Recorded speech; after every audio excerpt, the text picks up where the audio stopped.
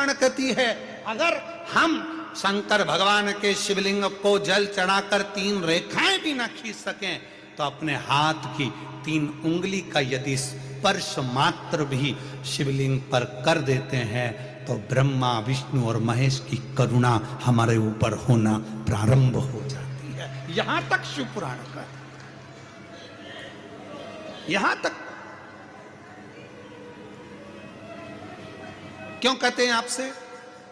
शिव महापुराण की कथा सुनने के बाद जब आरती हो, आरती होने के बाद कर्पूर गौरम होने के बाद जब आप अपने घर को जाओ, हमारा तो निवेदन है जिसको बीच में अगर कथा चलते में बीच में घर जाना रहता है तो उसको कथा में आना भी नहीं चाहिए। अगर आपको कथा के बीच में उठना है, घर जाना है, हाँ नहीं मैं 1 बजे से 4 बजे तक कथा, मुझे 3 बजे घर जाना है, तो कथा में मत आओ। आप अपने घर पे टीवी में कथा सुनो, अपनी जिंदगी का आनंद पाओ। कौन कह रहा है कि जाओ?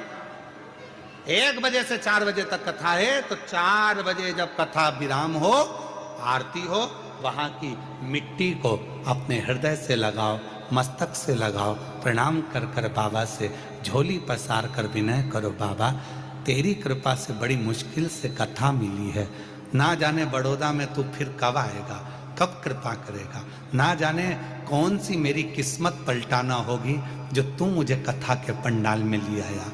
अगर तू नहीं बुलाता तो मेरे घर में कोई ना कोई उलझन आ जाती, नहीं आ पाती, कोई विवाह शादी में चली जाती, कोई टेंशन में पड़ जाती, कथा में नहीं पहुंच पाती। पर तूने मुझे बुलाने के लिए सारी चिंताएं समाप्त कर दी और मुझे बुलाया है।